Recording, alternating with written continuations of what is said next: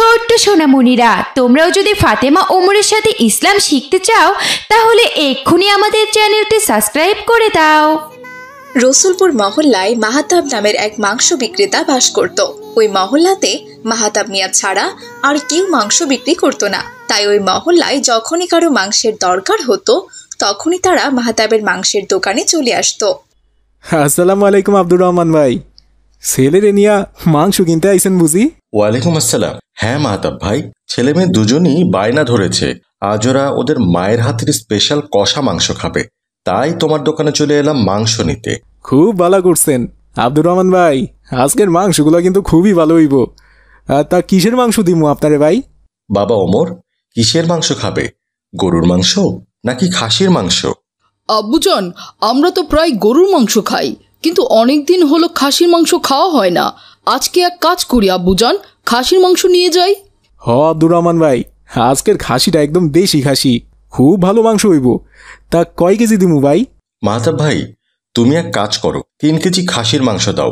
রোজ রোজ তো আর তোমার দোকানে মাংস কিনতে আসতে পারি না, তাই একটু বেশি করেই মাংস নিয়ে যাচ্ছি। যতটুকু লাগে খাবো, আর বাকিটা ফ্রিজে রেখে দেবো। আচ্ছা আচ্ছা ঠিক আছে, আমি এখনই দিতাছি। এই বলে মাহাতাব মিয়া 3 কেজি খাসির মাংস মাপতে শুরু করলো।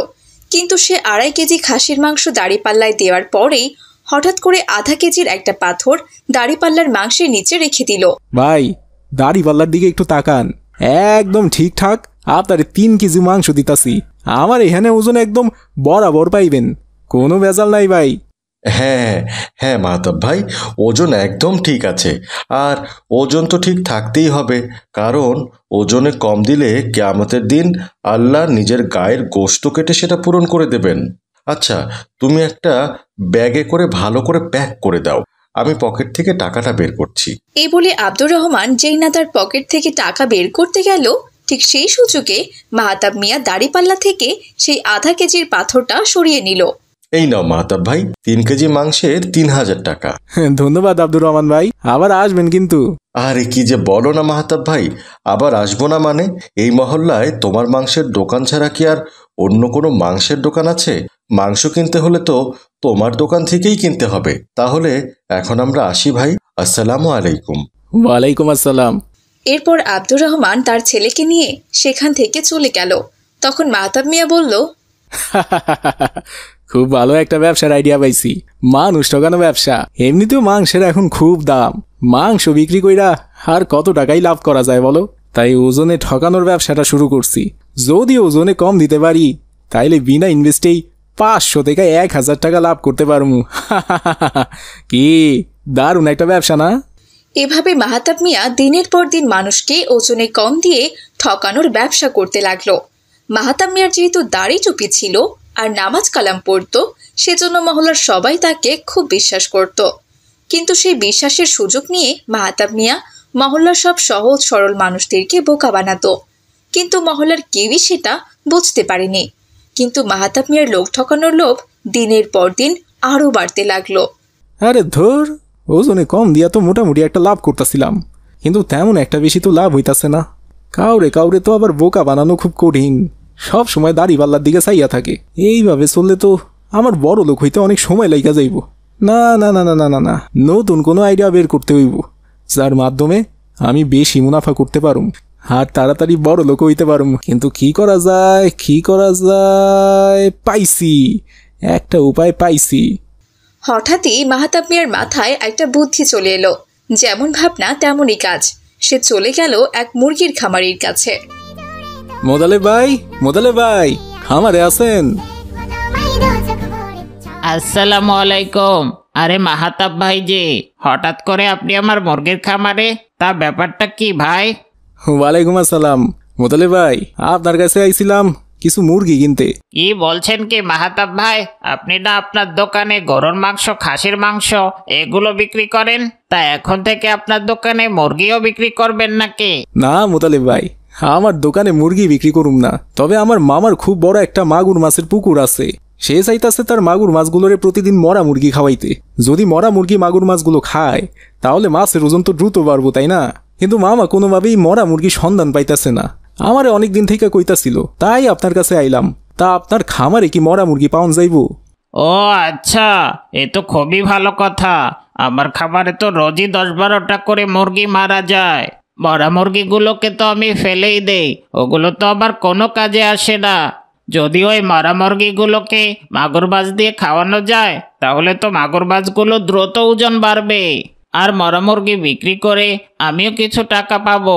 আচ্ছা ঠিক আছে ভাই, কোনো সমস্যা নেই, আপনি রোজ আমার থেকে এসে মরা মুরগি নিয়ে যেতে পারেন।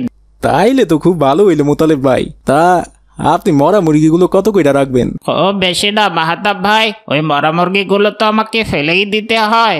আপনি শুধু এক কাজ করেন, ওই মরা মুরগিগুলো যে খাবার খায় শুধু সেই খাবারের টাকাগুলো দিলেই হবে। তবুও ধরেন ওরা মোটামুটি মাসে 100 টাকার খাবার খায়, আমাকে আপনার পার পিস মরা মুরগির জন্য 100 টাকা করে দিলেই হবে। জীবিত মুরগি তো এক একটা 500-600 টাকায় বিক্রি হয়। 100 টাকা? আচ্ছা ঠিক আছে মোতালেব ভাই, তাইলে ওই কথাই থাকলো। এখন থেকে আপনার খামারে যত মুরগি মরবো আপনি মুরগিগুলো আমার জন্য রাখা দেবেন। আমি ওই মুরগিগুলো আমার মামার কাছে খামারে পাঠাইয়া দিমু, আর তার বিনিময়ে আপনি পার পিস 100 টাকা কইরা পাইবেন।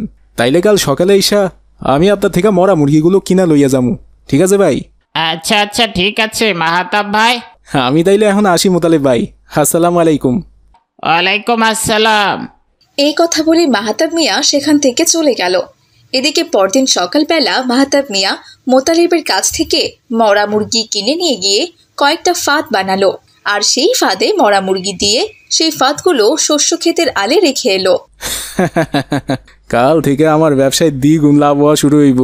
যা একটা জব বুদ্ধি করছি না, আমি খুব দ্রুতই বড় লোক হইয়া যামু। এই কথা বলে মাহাতাব মিয়া সেদিনের মতো সেখান থেকে চলে গেল। পরদিন সকালবেলা মাহাতাব মিয়া ঘুম থেকে উঠে সেই শস্য ক্ষেতের আলে চলে এলো, আর এসে দেখলো তার 2-3টা ফাঁদে শিয়াল আটকা পড়েছে। এই তো আমার বুদ্ধি কাজ করতেছে। আমি তো এইটাই চাইতাছিলাম, মরা মুরগি দিয়া শেয়াল ধরতে। এখন আমি এই শেয়ালগুলো জবাই করুম আর ছাগলের মাংস বিলা চালায়া দিমু। সবাই রে শেয়ালের মাংস খাওয়ামু। প্রতিদিন শেয়ালের মাংস বিক্রি করলে 20 থেকে 30 হাজার টাকা লাভ হইব আমার। আমারে আর নিজের পুঁজির টাকা দিয়া ছাগল কিনা আনতে হইব না। যেমন ভাবনা ঠিক তেমনই কাজ। শয়তান মাহাতাব মিয়া টাকার লোভে অন্ধ হয়ে সেই শিয়ালগুলো জবাই করে শিয়ালের মাংসগুলো নিয়ে বাজারে বিক্রি করতে চলে এলো। এই মাংস লইয়া যা, মাংস 1000 টাকার খাসির মাংস এখন মাত্র 800 টাকায় দিতাছি। একবারে পানির দামে মাংস নিয়ে যাও, মাংস একদম দেশি খাসির মাংস নিয়ে যাও। কি ব্যাপার মাহাতাব ভাই, হঠাৎ করে তুমি 1000 টাকার খাসির মাংস মাত্র 800 টাকায় দিচ্ছ? ব্যাপারটা তো বুঝতে পারছি না। দিন দিন তো ছাগলের দাম বেড়ে যাচ্ছে, তাহলে তুমি কিভাবে এত কম টাকায় মাংস দিতে পারছো? আব্দুর রহমান ভাই, ব্যবসা তো অনেক দিন করলাম, টাকা পয়সা তো আর কম কামাই নাই, তাই না? তাই চাইতাছি এবার একটু সমাজ সেবা করতে। বাজারে যা জিনিসপত্র দাম বাড়ছে না, মানুষ তো এত টাকা দিয়া মাংস কিনে খাইতে পারবো না। তাই আমি ভাবতাছি একটু লস হইলেও আমি এখন থেকে লসেই মাংস বিক্রি করুম। বাহ, এ তো খুব ভালো উদ্যোগ। মাশাআল্লাহ, তোমার এই উদ্যোগকে আমি সাধুবাদ জানাই।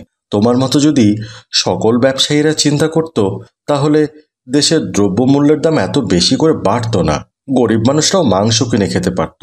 তুমি ভাই মাংস কেজি প্রতি 200 টাকা কমিয়েছ, এতে অনেক মানুষের উপকার হবে। হ আব্দুর রহমান ভাই, তাই এখন বলেন আপনারে কত কেজি মাংস দিমু? তাড়াতাড়ি নিয়ে যান, মাংস আবার কম দামে পাইলে সব মাংস শেষ করে দিব। ঠিক আছে মাতাব ভাই, আমি তাহলে আজ আর খুব একটা বেশি মাংস নেব না, আমাকে ওই কেজি 2 মাংস দিলেই হবে। এরপর মাহাতাব মিয়া যখন আব্দুর রহমানকে 2 কেজি মাংস দেওয়ার জন্য মাপ দিচ্ছিল, ঠিক তখনই সেখানে মোতালেব মিয়া তার মরা মুরগিগুলো নিয়ে চলে এলো। আরে মাহাতাব ভাই, ব্যাপারটা কি? হ্যাঁ, আজকে আপনি আমার খামারে যাননি কেন? আপনি তো আমায় বলেছেন প্রতিদিন সকালে আমার খামারে গিয়ে আমার থেকে মরা মুরগি কিনে আনবেন, কিন্তু আজ তো আমার খামারে মরা মুরগি কিনতে গেলেন না।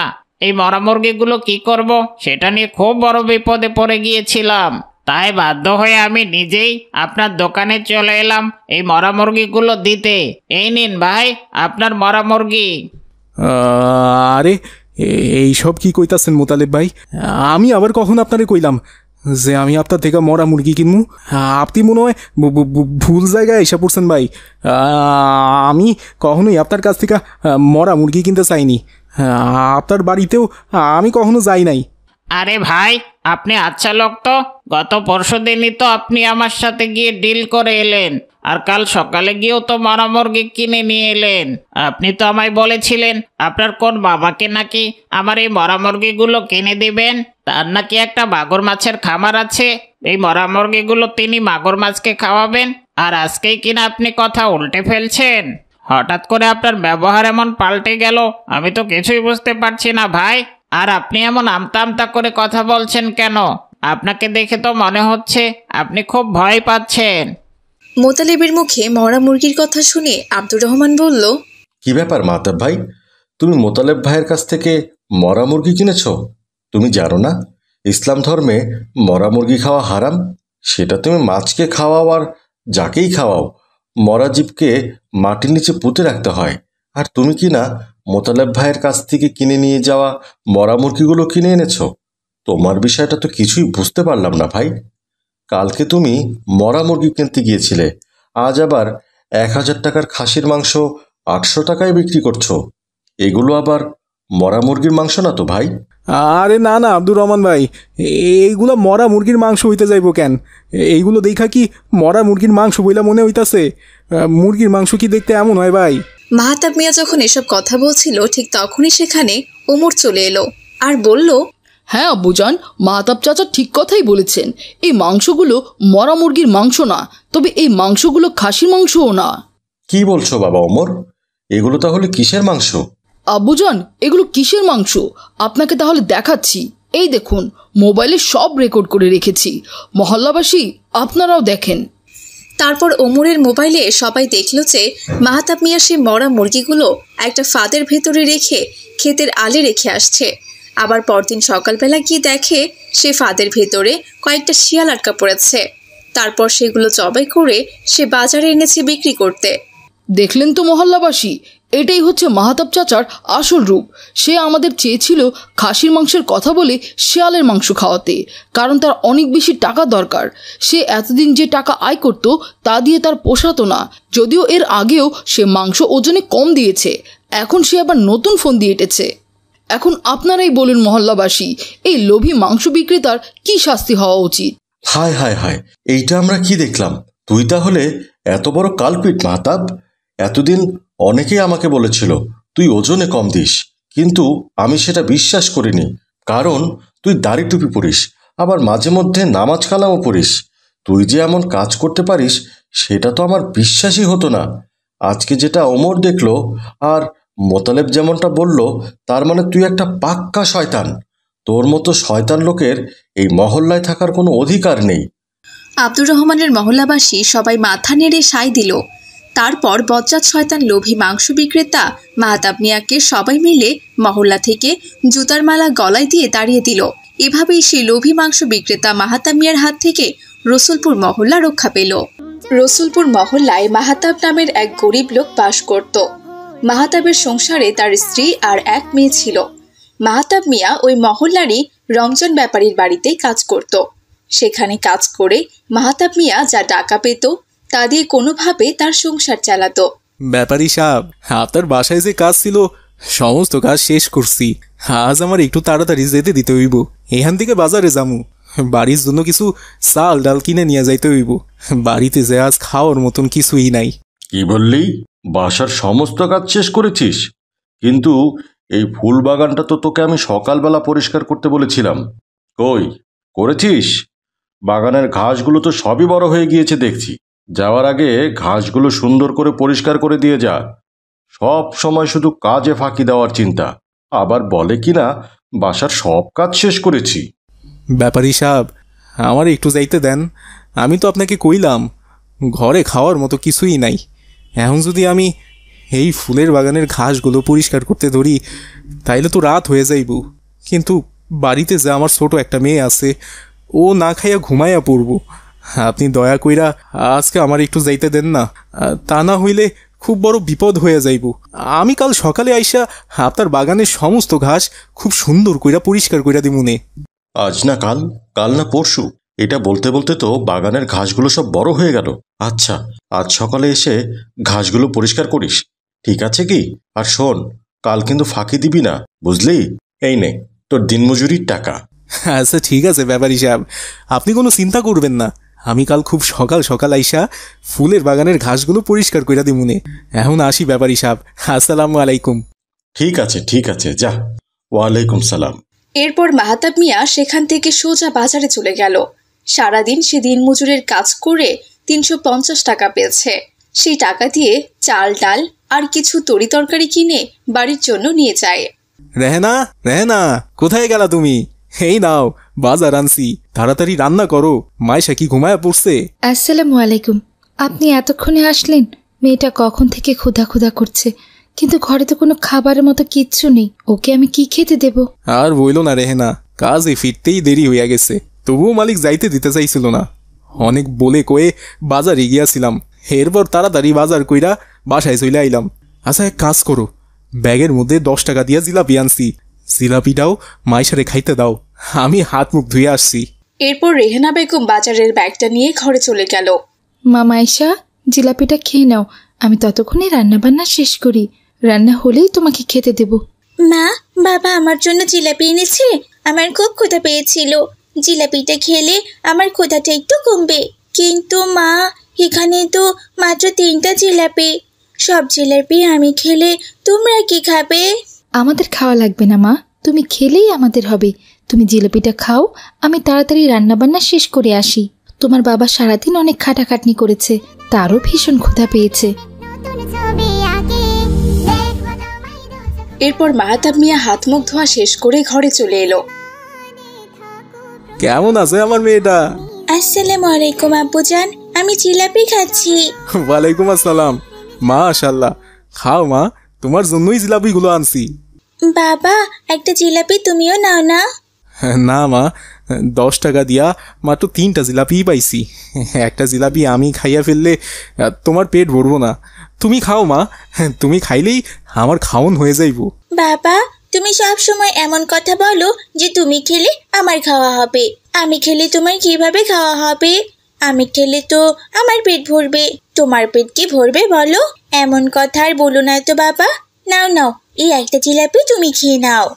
জোর করে মাইসা তার বাবাকে একটা জিলাপি খেতে দিল, আর মাহাতাব মিয়াও জিলাপিটা খেয়ে নিল। জিলাপি খাওয়া শেষ করে মাহাতাব তার মেয়ে মাইসাকে বলল, মা মাইশা, আমার উপর তোমার রাগ হয় না? আমি তো তোমারে ভালো মন্দ কিছুই খাইতে দিতে পারি না, ভালো কাপড় চোপড়ও দিতে পারি না, তবুও তুমি কখনো রাগ কইরা কিছু কও নাই, এমন কেন? কি যে বলো বাবা, রাগ করবো কেন? তুমি কি চেষ্টা কম করো বলো? তুমি তো দিন রাত পরিশ্রম করো শুধুমাত্র আমাদের ভালো রাখার জন্য, আর আমি কি না তোমার উপর রাগ করব? আল্লাহ তাআলা চাইলে একদিন ঠিক আমাদের এই কষ্টের দিন শেষ হয়ে যাবে। সেদিন আমাদের আর কোনো দুঃখ কষ্ট থাকবে না। তুমি এত কষ্ট করো, এই জন্য আমার খুব কষ্ট লাগে বাবা। আমি নামাজ পড়ি, আল্লাহর কাছে সব সময় দোয়া করি আল্লাহ যেন আমাদের সুদিন ফিরিয়ে দেন। মা মাইশা, আল্লাহ যেন তোমার কথা কবুল কইরা নেন। দুই বাবা মেয়ে যখন এসব নিয়ে গল্প করছিল, ঠিক তখনই রেহানা বেগম রান্না বান্না শেষ করে চলে এলো। আপনাদের কি গল্প করা শেষ? গল্প শেষ হলে নেন, এবার 2 বাপ মেয়ে খেয়ে নেন। অনেক রাত হয়ে গেছে, ঘুমিয়ে পড়তে হবে। এরপর তারা সবাই মিলে একসাথে খাবার খাওয়া শেষ করে ঘুমিয়ে পড়লো। কিন্তু পরদিন সকালবেলা মাহাতাবের খুবই পেট ব্যথা করলো। সে আজ আর কাজে যেতে পারছিল না, কিন্তু সে তো ব্যাপারী সাহেবকে কথা দিয়ে এসেছে কাজে গিয়ে ফুলের বাগানটা পরিষ্কার করবে। কিন্তু আজ যদি সে কাজে যেতে না পারে, তাহলে ঘরে কোনো খাবারও আসবে না, আর ব্যাপারী সাহেব খুবই রাগ করবে। তাই মাহাতাব ওই অবস্থাতেই উঠে কাজে যাওয়ার জন্য দাঁড়িয়ে পড়ল। এ কি বাবা, তুমি উঠছো কেন? তুমি তো অসুস্থ। মা, অসুস্থ তো আছি, কিন্তু কাজে তো যাইতেই হইব, তা না হইলে বিকালবেলা বাজার নিয়ে আসতে পারুম না। ঘরে তো আজ কোনো বাজার নাই, আর আমার হাতে কোনো টাকা পয়সাও নাই। তাছাড়া আমার জন্য তো ওষুধও কিনতে হইব। এর চেয়ে বড় কথা, ব্যাপারী সাহেবকে বইলে আইছি আজকে গিয়া তার ফুলের বাগানটা পরিষ্কার করবো। বাগানে অনেক বড় বড় ঘাস হইছে, না গেলে তিনি খুব রাগ করব, আমারে আর কাজে লইব না। বাবা, আজ তোমার কাজে যেতে হবে না, আমি কাজে যাব। আমি গিয়ে ব্যাপারী সাহেবের ফুলের বাগান পরিষ্কার করব, আর বিকেলবেলা ব্যাপারী সাহেব যে টাকা দেবেন, সে টাকা দিয়ে বাজার করে নিয়ে বাড়িতে আসব। তুমি বিশ্রাম না তো বিশ্রাম নাও, এই অবস্থায় তুমি কাজ করলে যে আরো বেশি অসুস্থ হয়ে পড়বে, তখন আমরা আরো বড় বিপদে পড়ে যাব বাবা। এই কি কইতাছো মা? তুমি কাজে যাইবা মানে? তোমার মাদ্রাসা আছে না? তুমি মাদ্রাসায় যাবা। তুমি তুমি মাদ্রাসায় যাও মা, আমার কিছু হইব না, আমি ঠিকই কাজ করতে পারবো। বাবা, একদিন মাদ্রাসায় না গেলে কিছুই হবে না। তাছাড়া আমার বাবা আগে নাকি মাদ্রাসা আগে? আজ তুমি বিশ্রাম নিলে তুমি সুস্থ হয়ে যাবে, তখন আমাদের পরিবারটা আবার ভালো করে চলবে বাবা। তোমার কিছু হয়ে গেলে আমাদের খুবই খারাপ অবস্থা হবে। তুমি আর না করো না বাবা, আজ আমি কাজে যাচ্ছি। একরকম জোর করেই মাইসা সেদিন কাজে চলে গেল। আর রমজান ব্যাপারীর বাসায় গিয়ে দেখলো রমজান ব্যাপারী বাগানের সামনে দাঁড়িয়ে আছে, কিন্তু কাজে মাহাতাব না এসে তার মেয়েকে পাঠানোর জন্য সে ভীষণ রেগে গেল। কিরে তুই তুই এখানে এখানে কেন এসেছিস? আর তোর বাবা কোথায়? আসসালামু আলাইকুম ব্যাপারী চাচা। আজ সকাল থেকে বাবার শরীরটা না একদম ভালো নেই, পেট খারাপ করেছে। তাছাড়া শরীরটাও খুব দুর্বল হয়ে গেছে, তাই আজ বাবা কাজে আসতে পারেনি, আমাকেই পাঠিয়েছে। বাবা বলল ফুল বাগানে নাকি আগাছা পরিষ্কার করতে হবে, তাই আমি এসেছি আগাছাগুলো পরিষ্কার করার জন্য। আপনি আমাকে বলুন চাচা যান, কোন আগাছাগুলো পরিষ্কার করতে হবে? কি বললি? তুই এসেছিস ফুল বাগানে আগাছা পরিষ্কার করতে? তুই কি পারবি? পারবো চাচা যান, আমাকে যে পারতেই হবে, এছাড়া যে আর কোনো উপায় নেই। একদিন কাজ না করলে আমাদের চুলায় যে হাঁড়ি উঠবে না। আপনি কোনো চিন্তা করবেন না, আমি খুব ভালো করেই আপনার বাগানটা পরিষ্কার করে দেব। আচ্ছা ঠিক আছে, ওই যে দেখ ওখানে কাস্তেটা রাখা আছে, কাস্তে দিয়ে বাগান পুরোটা ঠিকঠাক পরিষ্কার করে নিবি, ঠিক আছে? একটাও যেন আগাছা না থাকে বলে দিলাম, আর একটাও যদি আগাছা থাকে তাহলে কিন্তু কোনো টাকা পাবি না। আচ্ছা ঠিক আছে চাচা যান, আপনি কোনো চিন্তা করবেন না, আপনি যেমনটা চেয়েছেন আমি ঠিক সেভাবেই করব। এরপর মাইসা কাস্তে হাতে নিয়ে ফুল বাগানের আগাছাগুলো পরিষ্কার করতে লাগলো। কিছুক্ষণ পর আসরের আজান শুরু হলো। আসরের আজান তো শুরু হয়ে গেল, আমাকে তো সালাত আদায় করতে হবে। এক কাজ করি, এই গাছটার নিচেই সালাদটা আদায় করে নিই, তারপর আমি আবারও কাজ শুরু করব। এরপর মাইসা অজু করে এসে সেই গাছের নিচে সালাত আদায় করতে লাগলো। তখনই সেখানে রমজান ব্যাপারীর মেয়ে মিলি চলে এলো। গাছের নিচে একটা অচেনা মেয়েকে নামাজ পড়তে দেখে সে বলল, আরে এই মেয়েটাকে, একে তো আগে কখনো আমি বাসায় দেখিনি, ও আমাদের বাগানের ভেতরে কি করছে? মিলি এসব কথা বলছিল আর তাকিয়ে তাকিয়ে দেখছিল। মাইসার নামাজ পড়া শেষ হতেই মিলি সেখানে চলে এলো আর মাইসাকে বলল, কি ব্যাপার, কে তুমি? তোমাকে তো এর আগে এখানে দেখিনি, তুমি এখানে কি করছো? আমার নাম হচ্ছে মাইসা, আমার বাবা তোমাদের বাসায় কাজ করে, কিন্তু আজ বাবা অসুস্থ থাকায় আসতে পারেনি, তাই আমি এসেছি তোমাদের ফুল বাগানটা পরিষ্কার করতে। বাগান পরিষ্কার করতে করতে আসরের আজান হয়ে যায়, তাই আমি এখানেই সালাত আদায় করে নিলাম। তুমি আল্লাহকে এত ভয় পাও? আমাদের ঘরদোর সব কিছু আছে, অথচ আমি তো কখনো নামাজ আদায় করি না, আমার বাবা মা কেউই নামাজ আদায় করে না, কিন্তু আমার খুব ইচ্ছে নামাজ আদায় করার, আর আমি মাদ্রাসায় পড়াশোনা করব, কিন্তু বাবা আমাকে সেটাও করতে দেয় না, আমাকে স্কুলে পড়ায়। তোমার নামাজ পড়া দেখে আমার খুব ভালো লেগেছে, তুমি কি আমাকে একটু নামাজ পড়া শিখিয়ে দেবে? আমি নামাজ পড়তে জানি না। হ্যাঁ হ্যাঁ, কেন নয়, অবশ্যই শিখিয়ে দেব, কিন্তু নামাজ আদায় করতে হলে আগে উঁচু করে নিতে হবে। এই তো এখানে পানি রাখা আছে, আমি পানি ঢালছি, আর যেভাবে বলছি তুমি উঁচু করে নাও, কেমন? তারপরে আমি তোমাকে নামাজ আদায় করা শিখিয়ে দেব। এই বলে মাইসা পানি ঢালতে শুরু করলো আর মিলি অজু করতে লাগলো, কিন্তু অজুর পানি গড়িয়ে গড়িয়ে বেশ কিছু দূর চলে গেল। মিলি অজু শেষ করে যেই না একটু এগিয়ে গেল, অমনি পা পিছলে ধপাস করে মাটিতে পড়ে গেল আর সাথে সাথে চিৎকার করে উঠল, পড়ে গেলাম যে, বাঁচাও, ও মা গো, কি ব্যথা! আরে এ কি, তুমি তো পড়ে গেছো, ওঠো ওঠো ওঠো, উঠে পড়ো। মিলির চিৎকার শুনে রমজান ব্যাপারী বাইরে বেরিয়ে এলো আর এসে দেখলো তার মেয়ে কাদার ভেতরে পড়ে আছে। কি ব্যাপার, এখানে কি হয়েছে? মিলি, তুমি কাদার মধ্যে কি করছো? এ কি, এই মেয়েটা তো দেখছি পানি দেওয়ার নাম করে ঝাড়ু নিয়ে দাঁড়িয়ে আছে, তার মানে পানিগুলো তুই ফেলেছিস তাই না? এই জন্যই আমার মেয়েটা পড়ে গেছে। হারাম জাদি, দাঁড়া তোকে দেখাচ্ছি মজা। এই কথা বলে রমজান ব্যাপারী মাইসাকে মারতে শুরু করলো। মার খেয়ে মাইসা চিৎকার করতে লাগলো।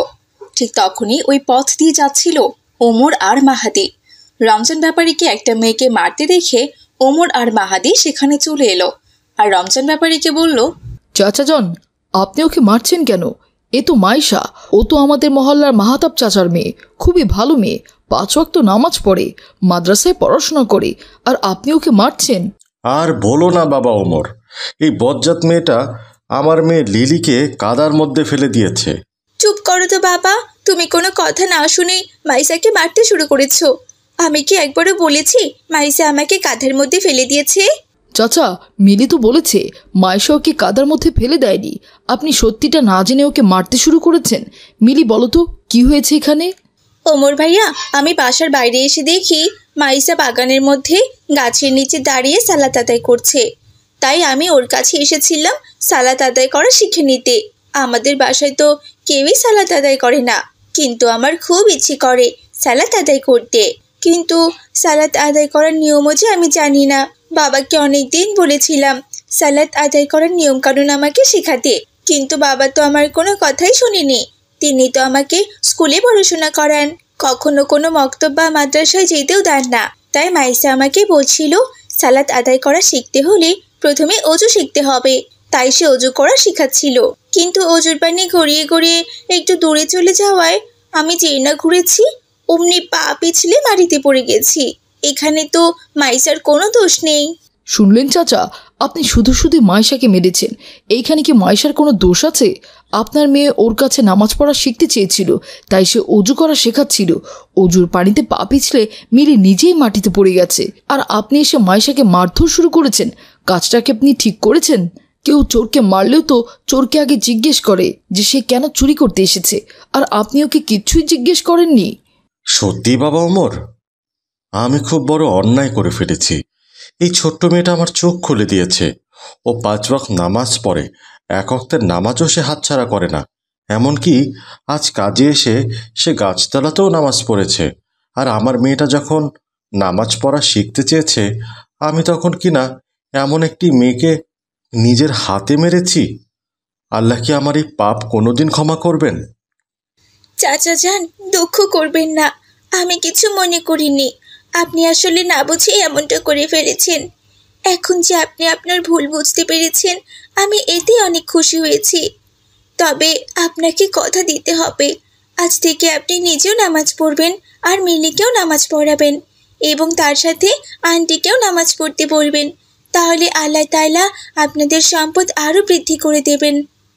দেখলেন চাচা, এটাই হচ্ছে ইসলাম। আল্লাহর পথে যারা চলে তারা কোনো শাস্তিকে ভয় পায় না, এবং ক্ষমা তাদের মহৎ গুণ। মাইশা যা বলেছে আপনি এখন থেকে তাই করবেন। আজ আর ওকে কাজ করতে দেবেন না। মাহাতাব চাচা সুস্থ হয়ে এসে বাকি কাজ করে দেবে। ওর টাকা দিয়ে ওকে আজ বিদায় করে দিন। আমরা তাহলে এখন আসি। আসসালামু আলাইকুম।